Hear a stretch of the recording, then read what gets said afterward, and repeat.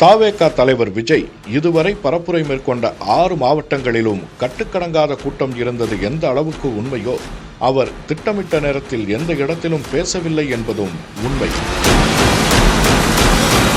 கடந்த 13ஆம் தேதி சனிக்கிழமை திருச்சி மரக்கடையில் பரப்புரை மேற்கொள்ள விஜய்க்கு காலை 10:30 மணி முதல் 11 மணி வரை அனுமதி வழங்கப்பட்டது. முதல் பரப்புரையை தொடங்கிய விஜயால் குறித்த நேரத்தில் அந்த பகுதிக்கு செல்ல முடியவில்லை. சென்னையிலிருந்து 8:50 மணிக்கு விமானத்தில் புறப்பட்ட விஜய் திருச்சி விமான நிலையத்திலேயே ரசிகர்கள் கூட்டத்தால் சூழப்பட்டார். இதனால் மரக்கடையில் அவர் பேசுவதற்கு மதியம் 2:30 மணியானது. தொடர்ந்து அரியலூர் மாவட்டத்திற்கு சென்ற விஜய் இரவு 8 மணிக்கு உரையாற்றினார். ஆனால் அங்கு அவருக்கு அனுமதிக்கப்பட்ட நேரம் மதியம் 2 முதல் 3 மணி வரை, கிட்டத்தட்ட 6 மணி நேரம் தாமதம். தொடர்ந்து பெரம்பலூருக்கு விஜய் செல்ல சுமார் 10 மணி நேரம் தாமதமானதால் அந்த கூட்டம் ரத்தானது. வானொலி திடலில் பல மணி நேரம் காத்திருந்த மக்கள் ஏமாற்றத்துடன் சென்றனர். முதல் வாரத்தில் ஏற்பட்ட அனுபவங்களால் 3 மாவட்டங்களுக்கு பதிலாக 2 மாவட்டங்கள் என பரப்புரை திட்டத்தை மாற்றி அமைத்தார் விஜய். அதன்படி கடந்த 20ஆம் தேதி சனிக்கிழமை நாகையில் மதியம் 12:25 முதல் 1 மணி வரை பேச விஜய்க்கு அனுமதி அளிக்கப்பட்டது. இதற்காக சென்னையிலிருந்து காலை 8:30 மணிக்கு புறப்பட்ட விஜய் அண்ணா சிலை அருகே பேசத் தொடங்கிய நேரம் மதியம் 1:30 மணி.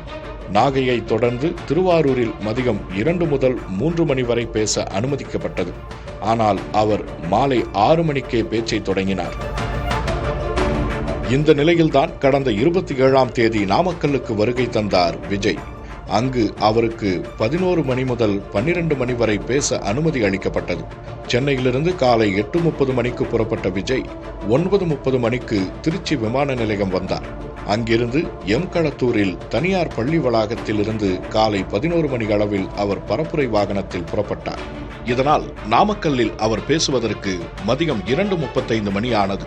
இதைத் தொடர்ந்து கரூரில் பரப்புரைக்கு வழங்கப்பட்ட நேரம் மாலை 4 மணி வரை என காவல்துறை தரப்பில் வாய்மொழியாக தெரிவிக்கப்பட்டது.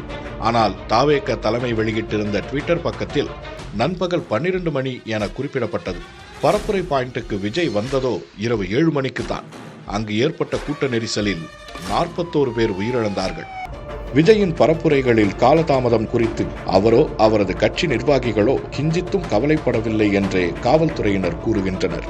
இனியாவது விஜய் தனது பரப்புரை திட்டங்களை துல்லியமாக அறிவிக்க வேண்டும், காலதாமதமின்றி குறித்த நேரத்தில் பேச வேண்டும் என்கிறார்கள் அரசியல் விமர்சகர்கள்.